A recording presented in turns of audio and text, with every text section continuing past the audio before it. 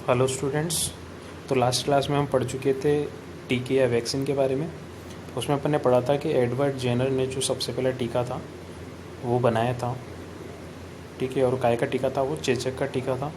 आज अपन topic start करने वाले हैं मिट्टी की उर्वरकता में वृद्धि। तो सूक्ष्म जीव जो होते हैं वो किस प्रकार से मिट्टी की उर्वरकता बढ़ाने में सहायक होते हैं, इसके बारे में अपन जानेंगे। तो कुछ जीवाणु एवं नीले हरे शैवाल वायुमंडलीय नाइट्रोजन का स्थिरीकरण कर सकते हैं। तो कुछ जीवाणु और नीले हरे शैवाल ऐसे होते हैं जो क्या करते हैं, वायुमंडल की जो नाइट्रोजन है वायु में उसका स्थिरीकरण कर देते हैं। स्थिरीकरण करने से क्या होता है, जो पादप होते हैं वो इसको ग्रहण कर पाते हैं स्थिरीकरण करने के बाद नाइट्रोजन को, ठीक है। तो नाइट्रोजन का स्थिरीकरण करके ये नीले हरे शैवाल और जीवाणु क्या करते हैं, मिट्टी में उसको मिला देते हैं। इस प्रकार क्या होता है, मृदा की जो उर्वरक क्षमता होती है वो बढ़ जाती है। इस प्रकार मृदा के नाइट्रोजन का संवर्धन होता है तथा उसकी उर्वरकता में वृद्धि होती है। इन्हें सामान्यतः जैविक नाइट्रोजनी स्थिरीकरण कहते हैं। तो ये जो प्रक्रिया है, ये जो जीव होते हैं इनको क्या बोला जाता है, क्या कहा जाता है, जैविक नाइट्रोजन स्थिरीकारक कहा जाता है इनको, ठीक है। तो यहाँ पर नीलहरी शैवाल का चित्र दिया हुआ है, आप चित्र को देख सकते हो, ठीक है। तो ये ऐसे दिखाई देते हैं, इस प्रकार से नीलहरी शैवाल होते हैं जो कि नाइट्रोजन स्थिरीकरण का कार्य करते हैं। उसके बाद है यहाँ पर पर्यावरण का शुद्धिकरण। अपने विद्यालय में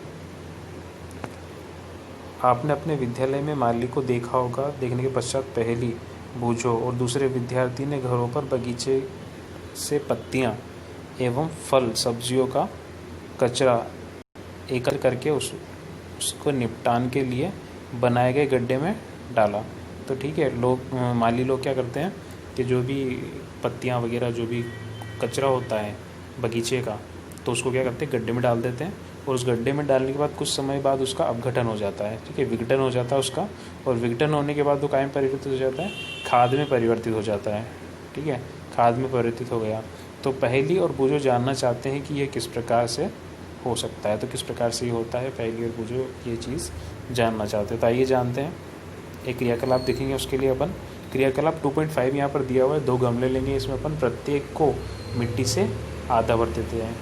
प्रत्येक गमले को क्या करना है, अपन को मिट्टी से आधा उसको अपन को भर देना है और ए एवं बी चिन्हित कर देना है। ये पहले गमले पर ए लिख देंगे, दूसरे गमले पर बी लिख देंगे। ए गमले में पौधे का कचरा भर दीजिए। ए गमला जो है उसमें क्या करेंगे अपन, पौधे का कचरा भर देंगे। दूसरे बी गमले में पॉलीथीन की थैलियाँ, कांच के टुकड़े, बोतल वगैरह और खाली बोतलें और प्लास्टिक के टूटे हुए खिलौने इत्यादि अपन ये सारी चीज़ें उसमें भर देंगे। और इन दोनों गमलों को देखेंगे अपन 3-4 सप्ताह के बाद, ठीक है। तो जब 3-4 सप्ताह के बाद इन गमलों को देखा जाता है तो अपन पाएंगे कि जो गमला ए था उस गमले में जो अपन ने पत्तियाँ वगैरह और ये चीज़ें भरी थी वो विघटित होकर खाद में परिवर्तित हो जाएंगी। और बी वाला जो गमला है जिसमें अपन ने पॉलीथीन बोतलें वगैरह ये चीज़ें भरी थी, तो ये वैसी की वैसी ही रहेगी, ठीक है।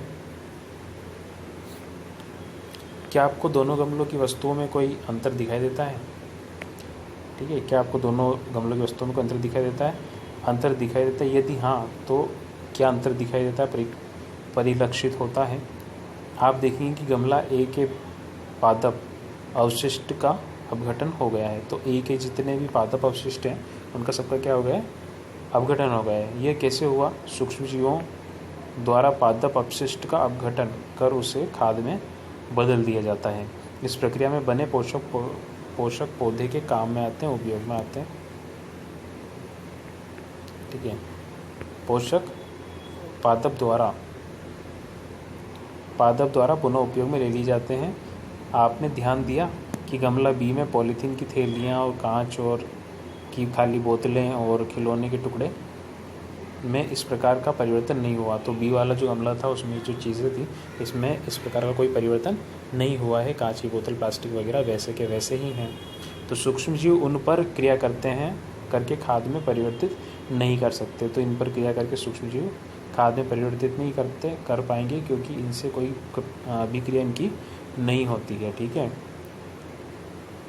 और आप जानते हो ये चीज़ें सड़ती भी नहीं है, ठीक है, मतलब इनका अपघटन नहीं होता है।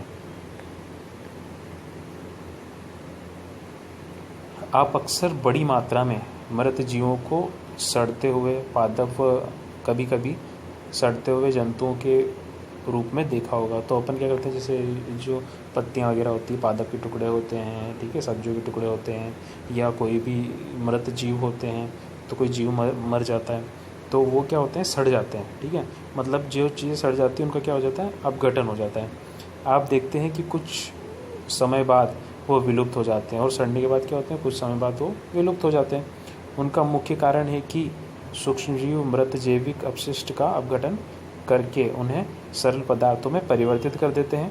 ये पदार्थ अन्य पौधे एवं जंतुओं के द्वारा पुनः अवशोषित कर लिए जाते हैं। तो ये जो मृत जीव और जितने भी कृषि अपशिष्ट होते हैं, पौधे वगैरह के टुकड़े वगैरह ये होते हैं, सब्जी के टुकड़े वगैरह होते हैं, तो ये सड़ करके क्या होते हैं, कहीं डाल दो मिट्टी में तो सड़ करके मिट्टी में मिल जाएंगे, और मिट्टी में मिलने के बाद जो पादप हैं वो पादप इनको ग्रहण कर लेते हैं पोषक तत्वों के रूप में।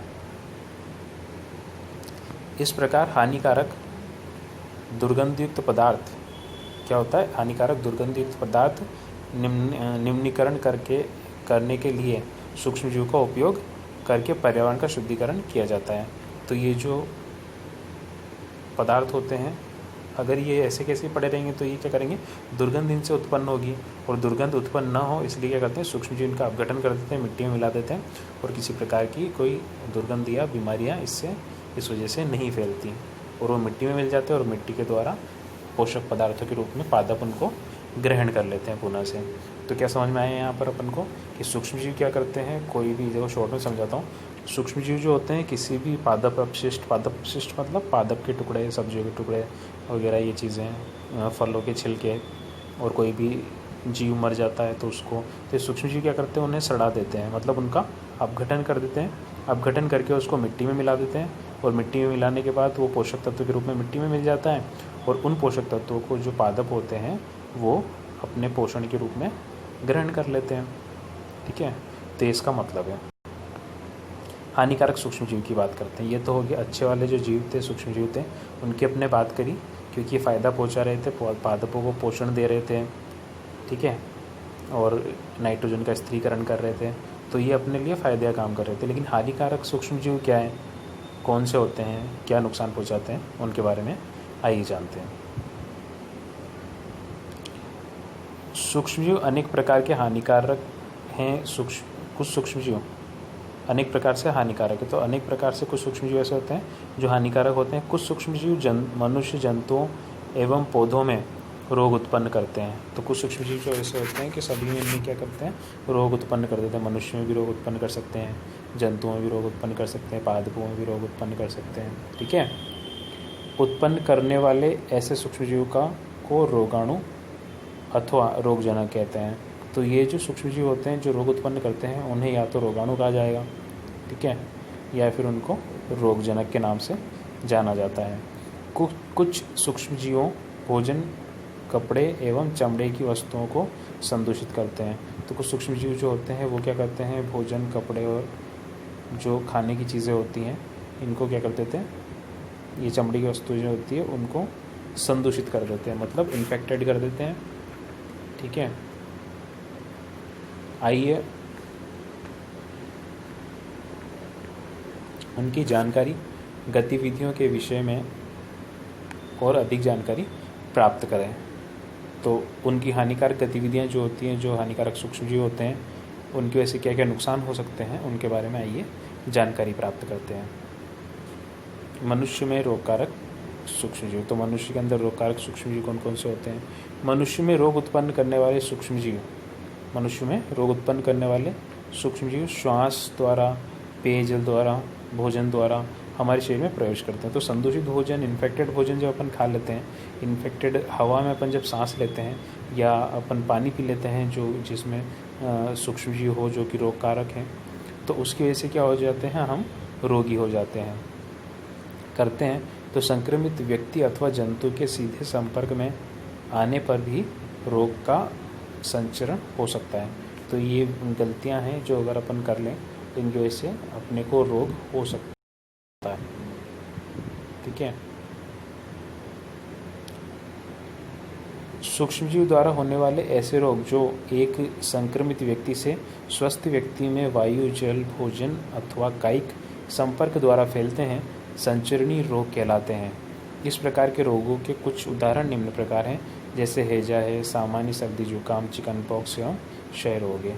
तो ये जो सारी बीमारियां हैं, जैसे कोरोना के बारे में भी आप सुन ही रहे हो, तो ये क्या है, बीमारियां बहुत तरीके से हो सकती है। या तो भोजन के माध्यम से हो सकती है, या वायु के माध्यम से हो सकती है, या दूषित जल के माध्यम से हो सकती है। तो इस प्रकार से बीमारियां हो सकती है। तो हैजा है, सामान्य सर्दी जुकाम है। सर्दी जुकाम बिल्कुल कोरोना की तरह ही फैलता है। जैसे कि अपन छींकते खांसते हैं तो जब अपने मुंह से ड्रॉपलेट्स निकलती है या लार की बूंदें निकलती हैं, तो ये बूंदें निकल कर के क्या करती हैं, मौसम की मात्रा में वायरस होता है। तो ये वायरस जब दूसरे व्यक्ति के संपर्क में आता है, दूसरा व्यक्ति जब सांस लेता है तो उसकी नाक में चला जाता है और वहाँ से उसे भी रोगी बना देता है। तो ये ऐसी बीमारी है। चिकन पॉक्स हो गया, क्षय रोग हो गया। तो ये कुछ इसी तरह की बीमारियां हैं। जब जुकाम से पीड़ित कोई व्यक्ति छींकता है तो सूक्ष्म बूंदों के साथ हजारों रोगकारक वायरस जीवाणु भी वायु में आ जाते हैं। वो वायरस श्वास के साथ ली जाने वाली वायु के साथ शरीर में प्रवेश कर जाते हैं और उसे रोगी बना देते हैं। ठीक है। तो यहाँ बूझो को जानना चाहता है, तब आप संचरणीय रोगों का फैलना किस प्रकार से रोकते हैं। तो ये जो रोग होते हैं, अगर अपन को इनका फैलना रोकना है तो ये किस प्रकार से रोका जा सकता है, इसके बारे में बूझो जानना चाहता है। हमें छींकते समय मुंह एवं नाक पर एक रुमाल रखना चाहिए। अच्छा, तो यही है, संक्रमित व्यक्ति से पर्याप्त दूरी बनाए रखना चाहिए। ठीक है। तो पहली बोल रही है कि इनसे बचने के लिए अपन एक उपाय कर सकते हैं। खांसते छींकते समय क्या करें, मुंह पर रुमाल लगा लें।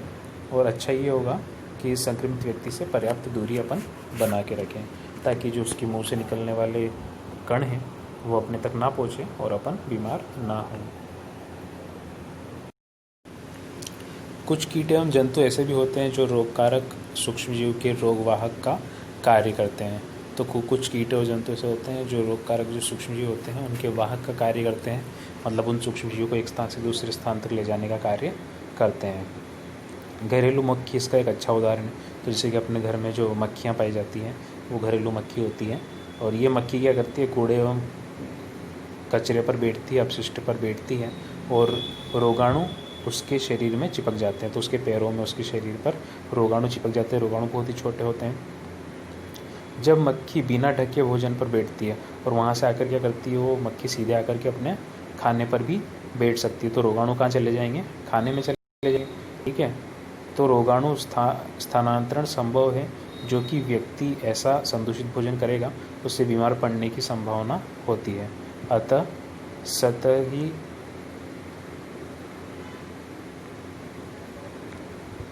सलाह दी जाती है कि भोजन को सदा ही ढक कर रखना चाहिए। बिना ढके भोजन को खाने से बचना चाहिए। ठीक है। मादा एनाफिलीज जो होती है, तो यहाँ पर ये बताया गया है कि जो मक्खियाँ होती है, जो कीट होते हैं, तो ये क्या करते हैं, गंदी जगह पर जाकर के बैठ जाते हैं, कूड़े करकट पर जाकर के बैठ जाएंगे, अपशिष्ट पदार्थों पर जाकर के बैठ जाएंगे, और वहाँ से क्या करते हैं, ये सूक्ष्मजीवों को लेकर के आते हैं, इनके शरीर से वो चिपक जाते हैं, और अपने घर में आकर के भोजन में जब ये बैठते हैं और भोजन को अगर अपन खा लेते हैं तो उससे अपन बीमार हो सकते हैं। तो इससे बचने के लिए क्या करना चाहिए, हमेशा ढका हुआ भोजन खाना चाहिए, खुले भोजन को खाने से बचना चाहिए। मादा एनाफिलीज मच्छर इसका एक अन्य उदाहरण है। मच्छर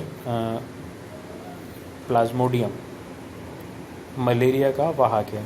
तो मच्छर जो है, प्लाज्मोडियम जो होता है एक सूक्ष्मजीव है, जिसकी वजह से क्या होता है, मलेरिया होता है।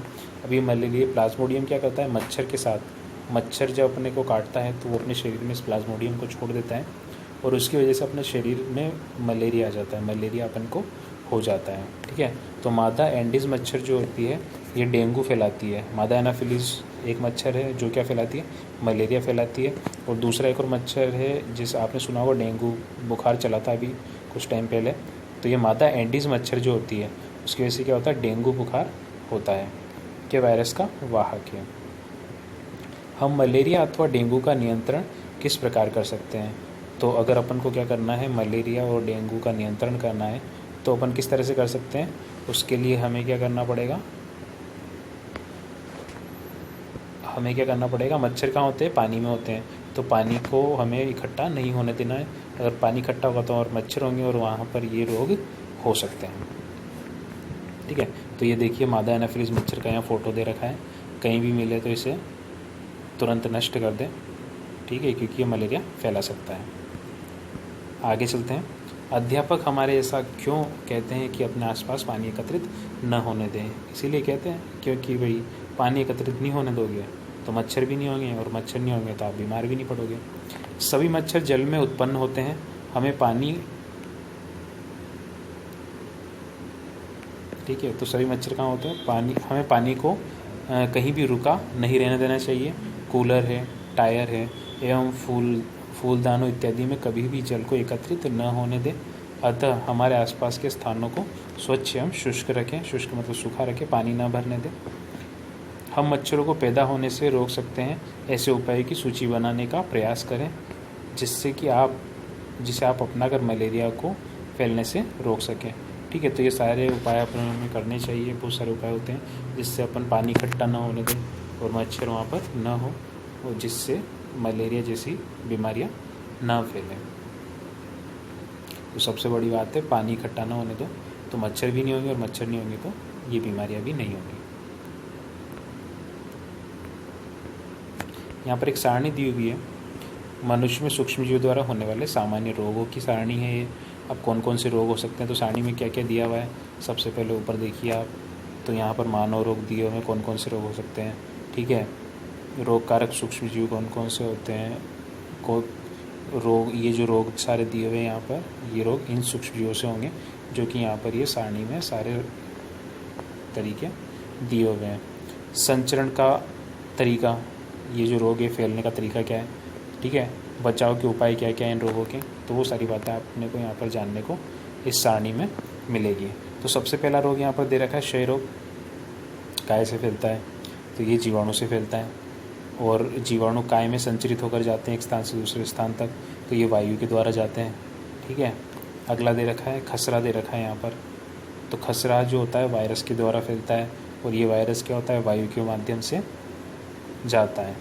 चिकन पॉक्स भी एक वायरस के द्वारा फैलता है, और वायु या सीधे संपर्क में आने से रोगी के, या तो वायु के द्वारा आप तक पहुँचेगा या वायरस, या फिर रोगी के पास जाओगे तो आपके पास आ जाएगा। सीधे संपर्क में आने से भी आ सकता है। तो चिकन पॉक्स के बारे में आप जानते हैं, माता जी आती है किसी को घर पर, तो माता जी आने का कहते हैं लोग, माता जी आती है, लेकिन ये चिकन पॉक्स नाम की बीमारी है जो कि फैल सकती है। तो आपने सुना भी होगा कि यदि किसी को हो जाती है तो उसको बिल्कुल अलग रखा जाता है, उसके बर्तन कपड़े वगैरह सब अलग रखे जाते हैं। तो ये क्या फैलने वाली संक्रमण वाली बीमारी है। संक्रमण इसका हो सकता है वायरस के द्वारा फैलती है, वायु के माध्यम से भी हो सकता है, और सीधे उसके टच होने से भी, रोगी के टच होने से भी हो सकता है। तो इस वजह से उसको बिल्कुल दूर रखा जाता है। ठीक है, तो चिकन पॉक्स एक प्रकार की बीमारी है, लेकिन माता के नाम से इसको जाना जाता है। नेक्स्ट है पोलियो। तो पोलियो जो है वायरस के द्वारा फैलता है, और वायु और जल के माध्यम से वायरस संचरित होता है, एक व्यक्ति से दूसरे व्यक्ति में जा सकता है और उसे रोगी बना सकता है। तो इनसे बचाव के क्या क्या उपाय हैं इन सभी से। तो इन सभी से बचाव का एक ही उपाय है। तो बचाव का उपाय देखते हैं इन सभी रोगों में। तो रोगी व्यक्ति को पूरी तरह से अन्य व्यक्तियों से अलग रखना चाहिए। रोगी की व्यक्तिगत वस्तुओं को अलग रखना चाहिए। उचित समय पर टीकाकरण करवाना चाहिए। तो ये बातें ध्यान रखनी चाहिए। टीका लगाते रहो, जैसे पोलियो का टीका लगता है, इन सभी का टीका लगता है। और रोगी व्यक्ति को दूर रखें ताकि आपको इससे ये रोग न फैले। ठीक है, नेक्स्ट देखते हैं आगे।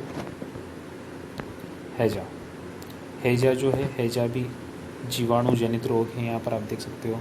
और टाइफाइड जो है, टाइफाइड भी जीवाणु जनित रोग है। ठीक है, हैजा जो है कैसे फैलता है, जल और भोजन से फैलता है, दूषित जल और भोजन खाने से। टाइफाइड जो है कैसे फैलता है, ये भी जल से फैलता है, गंदा दूषित जल पीने से। ठीक है, इसके बचाव का उपाय क्या है, व्यक्तिगत स्वच्छता एवं अच्छी आदतों को अपनाना, और भलीभांति पके भोजन का उपयोग करना। ठीक है, और टीकाकरण करवाना टाइम टू टाइम। तो इस तरीके से हम इस रोग से बच सकते हैं। नेक्स्ट यहाँ पर दे रखा है हेपेटाइटिस ए। तो हेपेटाइटिस ए जो होता है ये वायरस द्वारा फैलता है, जल के माध्यम से फैलता है, गंदे जल को पीने से, और उबले हुए जल का सेवन करना चाहिए, जिसमें क्या होता है, उबालने से क्या होता है, जो सूक्ष्म जीव होते हैं, जीवाणु होते हैं, वो मर जाते हैं पानी उबालने से, और आपके शरीर में वो हानि नहीं पहुंचा पाते। नेक्स्ट है मलेरिया, प्रोटोजोआ द्वारा फैलता है, मच्छर काटने से फैलता है, मच्छर इसका वाहक है। तो इसके लिए क्या करना पड़ेगा, मच्छर से दूर रहना पड़ेगा, मच्छरदानी का प्रयोग करना पड़ेगा, मच्छर भगाने वाले रसायन का प्रयोग करना पड़ेगा, कीटनाशक छिड़काव, मच्छर के प्रजनन रोकने के लिए जल को किसी भी स्थान पर एकत्र न होने दें। तो ये बातें आप ध्यान रखेंगे तो आप इस रोग से बच सकते हैं।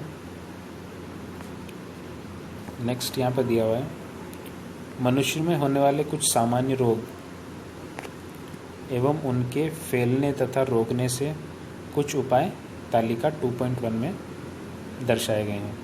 ठीक है, तो ये बचने के उपाय और ये सब थे जो अपन ने तालिका में देख लिए हैं। 2.1 अभी अपन ने देखी थी। ठीक है,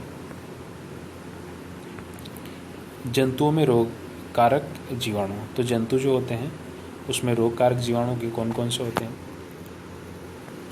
विभिन्न जंतुओं के अंदर ऐसे जीवाणु होते हैं जिनसे रोग हो सकते हैं। तो कौन कौन से जीवाणु हैं उनके बारे में जानते हैं। अनेक सूक्ष्मजीव केवल मनुष्य एवं पौधों में ही रोग के कारक नहीं है, वरन वे दूसरे जंतुओं में भी रोग फैला सकते हैं। ठीक है, उत्पन्न करते हैं। उदाहरण के लिए एंथ्रेक्स से मनुष्य एवं मवेशियों में होने वाला भयानक रोग है एंथ्रेक्स जो है, जो कि जीवाणु द्वारा होता है। ठीक है, एंथ्रेक्स रोग जो है गाय के द्वारा होता है, जीवाणु के द्वारा मनुष्यों को भी हो सकता है और मवेशियों को, जानवरों को भी हो सकता है। गाय के खुर में खुर का रोग वायरस द्वारा होता है। तो गाय के आपने सुना हो खुर में रोग हो जाते हैं, खुर पका भी उसे कहते हैं। तो ये जो रोग होते हैं ये भी वायरस की वजह से होता है, वायरस जनित रोग है। तो यहाँ पर देखिए क्या दिया हुआ है। रॉबर्ट कोच ने सन 1876 में बैसिलस एंथ्रेसिस नामक जीवाणु की खोज की थी, जो कि एंथ्रेक्स रोग का कारक है। ठीक है, तो एक जीवाणु की खोज इन्होंने की थी सबसे, है ना। तो कौन सा रोग होता था इस जीवाणु से, बैसिलस जीवाणु से एंथ्रेक्स रोग हो जाता था, जो कि बहुत ही हानिकारक रोग है। पौधों में रोग उत्पन्न करने वाले सूक्ष्मजीव। तो जो पौधे होते हैं उनमें भी सूक्ष्मजीव होते हैं जो कि रोग उत्पन्न करते हैं। जैसे अनेक सूक्ष्मजीव गेहूँ, चावल, आलू, गन्ना, संतरा, सेब इत्यादि पौधों में रोग के कारक हैं। रोग के कारण फसल की उपज में कमी आ जाती है। ठीक है, तो ये रोग जब हो जाते हैं इन गेहूँ, चावल और आलू के जो पादप होते हैं उनको जब ये रोग हो जाते हैं तो फसल में सीधी सी बात है कमी आनी ही है, फसल ठीक से नहीं उग पाएगी। तालिका 2.2 में कुछ पादप रोग दर्शाए हुए हैं। कुछ रसायनों का प्रयोग करके सूक्ष्मजीवों पर नियंत्रण पाया जा सकता है। तो इनके लिए कुछ दवाइयाँ आती, कुछ रसायन आते हैं जिनका उपयोग इन रोगों से बचने के लिए किया जाता है फसल में। तो यहाँ पर देखोगे आप तो 2.2 सारणी दी हुई है। सूक्ष्मजीवों द्वारा पौधों में होने वाले कुछ सामान्य रोग निम्न प्रकार हैं। तो पहला यहाँ पर दिया हुआ है पादप नींबू। तो नींबू के अंदर जो ये रोग होता है किस वजह से होता है, जीवाणु की वजह से होता है। और जीवाणु जो होते हैं ये वायु के माध्यम से फैलते हैं। यहाँ पर देख सकते हो आप, यहाँ पर आपको ये चित्र देखने को मिल जाएगा। ठीक है, तो ये चित्र जो है नींबू इस प्रकार का दिखाई देता है जब ये रोग होता है, नींबू कैंकर रोग होता है। गेहूँ है, गेहूँ की रस्ट रोग है, ये कवक के माध्यम से फैलता है और वायु एवं बीजों के माध्यम से फैलता है। और जो पादप होता है वो इस प्रकार की उसकी पत्तियाँ दिखाई देती हैं। भिंडी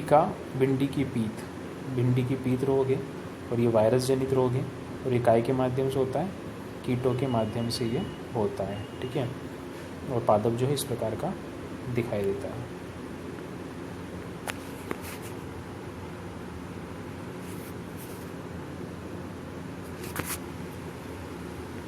नेक्स्ट अपना टॉपिक दिया हुआ है खाद्य विषाक्तन, फूड पॉइजनिंग के नाम से भी इसको जाना जाता है, नाम सुना होगा आपने। बूझो के एक मित्र ने उसे एक पार्टी में आमंत्रित किया। वहाँ उसने अनेक प्रकार के व्यंजन खाए। घर आने पर उसे वमन हुई, उल्टी हुई होने लगी। उससे अस्पताल में ले जाया गया। डॉक्टर ने बताया कि खाद्य विषाक्तन के कारण होने वाली स्थिति है, खाद्य विषाक्तन के कारण ऐसा हुआ है। ठीक है, तो अपने को खट्टी डकारें होती है, पेट गड़बड़ हो जाता है, ठीक है, उल्टियाँ वगैरह होती है, तो ये फूड पॉइजनिंग की वजह से होता है। खाद्य विषाक्तन इसको हिंदी में कहते हैं। पहेली को आश्चर्य होता है कि भोजन विष कैसे बन सकता है। खाद्य विषाक्तन शब्द का मतलब है कि खाना विष बन गया, ठीक है, खाद्य विषाक्तन हो गया। तो पहेली ये सोच रही है कि जो भोजन है वो विष कैसे बन सकता है। सूक्ष्म जीवों द्वारा संदूषित भोजन करने से खाद्य विषाक्तन हो सकता है। तो पहले से ही जो खाना खराब है, सूक्ष्म जीव उसमें उपस्थित है, संदूषित भोजन है, उसको अगर आप कर लेते हो तो उसकी वजह से क्या हो सकता है, आपको खाद्य विषाक्तन हो सकता है। हमारे भोजन में उत्पन्न होने वाले सूक्ष्म जीव कभी कभी विषैले पदार्थ उत्पन्न करते हैं। ये भोजन को विषाक्त बना देते हैं, जिसके सेवन से व्यक्ति भयंकर रूप से पीड़ित रोगी हो सकता है, अथवा कभी कभी उसकी मृत्यु भी हो सकती है। ठीक है, तो ये इतना खतरनाक होता है कि मृत्यु भी इसकी वजह से हो सकती है। भोजन को संदूषित, अतः यह आवश्यक है कि हम भोजन को संदूषित होने से बचाएं। इसके लिए बहुत ज़रूरी है कि भोजन को संदूषित होने से बचाया जाए। नेक्स्ट है खाद्य परिरक्षण। खाद्य परिरक्षण आपने देखा होगा कि जो चिप्स वगैरह अपन खाते हैं तो ये महीनों महीनों भी अगर पैकेट में अगर पैक रहे तो ये ख़राब नहीं होते हैं। तो ये क्यों ख़राब नहीं होते हैं? क्योंकि इनका परिरक्षण कर दिया जाता है। तो खाद्य परिरक्षण, खाने की चीज़ों का परिरक्षण किस प्रकार से किया जाए ताकि वो लंबे समय तक चल सके और ख़राब ना हो और अपन उसका उपयोग कर सकें, वो इस टॉपिक में अपन जानने को मिलेगा। तो चलिए पढ़ते हैं इसको। अध्याय 1 में हमने खाद्य बीजों के परिरक्षण एवं भंडारण के उपायों के विषय में पढ़ा था। हम पके हुए भोजन का घर पर परिरक्षण किस प्रकार कर सकते हैं? आप जानते हैं कि खुले एवं नम स्थान पर रखी ब्रेड पर कवक आक्रमण कर देते हैं। सूक्ष्मजीव हमारे भोजन को संदूषित कर देते हैं। संदूषित भोजन की दुर्गंध आने लगती है और इसका स्वाद भी खराब हो जाता है तथा रंग रूप में भी परिवर्तन आ जाता है। क्या भोजन का संदूषण एक रासायनिक अभिक्रिया है? तो भोजन क्या होता है, अगर अपन खुले में छोड़ दें तो उसमें सूक्ष्मजीव जो होंगे वो आक्रमण कर देंगे और उसको संदूषित कर देंगे और वो भोजन अपना खराब हो जाएगा, उसमें बदबू आने लगेगी। जैसे रोटी ब्रेड वगैरह में बदबू आने लगती है, वो इसी वजह से आने लगती है। तो उससे बचने के लिए इसका क्या करना पड़ेगा, अपन को परिरक्षण करना पड़ेगा। परिरक्षण करने से क्या होगा, वो चीज़ लंबे समय तक खराब नहीं होगी। पहेली ने कुछ आम खरीदे परंतु कई दिनों तक वह उन्हें नहीं खा पाई। बाद में उसने देखा कि सड़ गए हैं वे आम, परंतु वह जानना चाहती थी कि दादी द्वारा बनाया गया आम का अचार काफ़ी समय तक संदूषित नहीं होता। वह भ्रमित है। आइए इस खाद्य परिरक्षण के कुछ सामान्य तरीकों का अध्ययन करें जिनका उपयोग कर हम अपने घरों में करते हैं। इन्हें सूक्ष्म जीवों से बचाव के लिए उपाय करना चाहिए। तो देखो अपन क्या करते हैं, घर पे अचार डाला जाता है। अचार जो होता है वो लंबे समय तक चलता है, आपको पता है, ठीक है। लेकिन अगर अपन आम ला करके ऐसे ही रख देंगे तो कुछ ही समय बाद वो ख़राब हो जाएंगे। ऐसा क्यों होता है? वो इसलिए होता है क्योंकि अचार में अपन नमक डालते हैं, ठीक है, उसमें अपन तेल डालते हैं, जो कि क्या करते हैं, एक तरह से परिरक्षक का काम करते हैं और उस परिरक्षक की वजह से वो लंबे समय तक खराब नहीं होते हैं, ठीक है। तो आइए सबसे पहले अपन घर पर जो नॉर्मली अपन परिरक्षक के रूप में चीज़ों को यूज़ करते हैं उनकी जानकारी लेते हैं, ठीक है। तो रासायनिक उपाय जो है परिरक्षण के, उनके बारे में थोड़ा जानते हैं। नमक एवं खाद्य तेल का उपयोग सूक्ष्मजीवों की वृद्धि रोकने के लिए सामान्य रूप से किया जाता है, अतः इन्हें परिरक्षक कहते हैं, जैसा कि अपन अचार में करते भी हैं। हम नमक अथवा खाद्य अम्ल का प्रयोग अचार बनाने में करते हैं, जिससे सूक्ष्मजीवों की वृद्धि नहीं होती है। सोडियम बेंजोएट तथा सोडियम मेटाबाइसल्फाइड सामान्य परिरक्षक हैं। तो ये दो प्रकार के पदार्थ है, रासायनिक पदार्थ, सोडियम बेंजोएट और सोडियम मेटाबाइसल्फाइड। तो ये दो पदार्थ हैं जो कि परिरक्षक के रूप में नॉर्मली यूज़ में लिए जाते हैं। जैम एवं स्क्वैश बनाने में इन रसायनों का उपयोग इन्हें संदूषण होने से बचाता है। तो जैम आप खाते होंगे, स्क्वैश होता है, तो ये चीज़ें ख़राब नहीं होती क्योंकि इनमें ये सोडियम बेंजोएट और सोडियम मेटासल्फाइड मिलाया जाता है। नेक्स्ट, नमक द्वारा परिरक्षण। नमक भी एक परिरक्षक के रूप में काम में लिया जाता है। सामान्य नमक का उपयोग मांस एवं मछली के परिरक्षण में के लिए काफ़ी लंबे अरसे से किया जा रहा है। तो सामान्य नमक जो होता है मांस एवं मछली को ख़राब होने से बचाने के लिए मतलब बहुत हज़ारों सालों से सैकड़ों सालों से नमक का उपयोग इसके लिए किया जा रहा है। जीवाणु की वृद्धि रोकने के लिए मांस और मछली को सूखे नमक में ढक देते हैं, नमक में उसको दबा देते हैं। नमक का उपयोग आम, आंवला एवं इमली के परिरक्षक के रूप में भी किया जाता है। ठीक है, तो यहाँ भी इसका उपयोग, नमक का उपयोग होता है ताकि चीज़ें खराब न हो। चीनी द्वारा परिरक्षण। जैम, जेली, स्क्वैश का परिरक्षण चीनी द्वारा किया जाता है। चीनी में प्रयोग से खाद्य पदार्थ की नमी में कमी आती है और संदूषण करने वाले जीवाणुओं की वृद्धि को नियंत्रित करता है। ठीक है, तो चीनी भी एक अच्छा परिरक्षक पदार्थ है। तेल एवं सिरके द्वारा परिरक्षण। तेल एवं सिरके का उपयोग अचार को संदूषण से बचाने के लिए किया जाता है क्योंकि इसमें जीवाणु जीवित नहीं रह सकते। सब्जियां, फल, मछली तथा मांस का परिरक्षण इस विधि द्वारा करते हैं। ठीक है, तेल एवं सिरके का उपयोग भी यहाँ पर किया जाता है। गर्म एवं ठंडा करना। आपने अपनी माँ को दूध उबालकर उसे रखते हुए देखा होगा। उबालने से उसके सूक्ष्मजीव जो होते हैं वो नष्ट हो जाते हैं। जब अपन दूध को उबालते हैं तो उसके सूक्ष्मजीव जो होते हैं वो नष्ट हो जाते हैं, इस वजह से वो फटता नहीं है और लंबे समय तक चलता है। उसको गर्म करते रहो, वो चलता रहेगा। ठीक है, इसी प्रकार अपना भोजन रेफ्रिजरेटर में रखते हैं क्योंकि हम ताप सूक्ष्म जीवों की वृद्धि को रोकता है। तो रेफ्रिजरेटर में भी अपन भोजन इसलिए रखते हैं ताकि भोजन खराब ना हो। तो कम ताप जो होता है रेफ्रिजरेटर का, वो क्या करता है, सूक्ष्म जीवों की वृद्धि को रोकता है ना। क्योंकि गर्मियों में आपने देखा होगा, गर्मियों में अपने जो खाना होता है वो जल्दी ख़राब हो जाता है और अगर उसको फ्रिज में रख दिया जाए तो वो लंबे समय तक चल सकता है, या ठंड के टाइम पर वो नॉर्मली ख़राब नहीं होता है। थैलियों में आने वाला दूध संदूषित क्यों नहीं होता? मेरी माँ ने बताया था कि ये दूध जो होता है पाश्चरीकृत होता है। ठीक है, तो पाश्चरीकरण क्या होता है ये बूझो जानना चाहता है। तो अपना जो दूध आता है, सरस की थैलियाँ वगैरह आती है, दूध की अमूल की थैलियाँ आती है, तो इनमें जो दूध होता है वो ज़्यादा लंबे समय तक चलता है, वो ख़राब नहीं होता। उसको गर्म करने की भी ज़रूरत नहीं होती जब तक वो थैली के अंदर है। तो ऐसा क्यों होता है? क्योंकि उसको पाश्चरीकृत कर दिया जाता है पैक करने से पहले, इसकी वजह से वो लंबे समय तक चलता है। तो पाश्चरीकरण की प्रक्रिया क्या है, आइए जानते हैं। पाश्चरीकरण दूध को बिना उबाले इस्तेमाल किया जा सकता है क्योंकि सूक्ष्म जीवों से मुक्त होता है। इसके लिए दूध को 70 डिग्री सेंटीग्रेड पर 15 से 30 सेकंड के लिए गर्म करते हैं, फिर एकाएक ठंडा कर दिया जाता है और उसका भंडारण कर लिया जाता है। ऐसा करने से सूक्ष्मजीवों की वृद्धि रुक जाती है। इस प्रक्रिया की जो खोज है वो लुई पाश्चर नामक वैज्ञानिक ने की थी, इसलिए इसे पाश्चरीकरण भी कहा जाता है। तो पाश्चरीकरण की प्रक्रिया क्या है? दूध को 70 डिग्री सेंटीग्रेड पर गर्म किया जाता है 15 से 30 सेकंड के लिए, और उसके बाद क्या किया जाता है, इसको पैक कर दिया जाता है और पहुंचा दिया जाता है जहाँ भी इसको पहुंचाना होता है। तो इससे क्या होता है, सूक्ष्मजीवों की मर जाते हैं, ख़त्म हो जाते हैं, और इस वजह से दूध जो होता है लंबे समय तक चल पाता है। और इस विधि की जो खोज है वो पाश्चर नामक वैज्ञानिक ने की थी, इसलिए इस विधि का नाम भी क्या है, पाश्चरीकरण है। भंडारण एवं पैकिंग। आजकल मेवे तथा सब्जियों की वायुरोधी सील किए गए पैकेटों में बेचे जाते हैं, जिससे सूक्ष्म जीवों से सुरक्षा होती है। ठीक है, तो वायुरोधी जो पैकेट होते हैं जिनमें हवा भी नहीं जा पाती, ऐसे पैकेट्स में इनको पैक कर दिया जाता है। तो जब हवा नहीं जा पाती, सूक्ष्म जीव भी नहीं जाएंगे, तो उससे क्या होता है, भोजन जो भी उसमें पैक है वो ठीक रहता है, अच्छा रहता है, लंबे समय तक चल सकता है। तो भंडारण में भी इसका उपयोग इस तरह से किया जाता है। ठीक है, तो आज के लिए इतना ही, फिर मिलते हैं नेक्स्ट क्लास में। तब तक के लिए गुड बाय।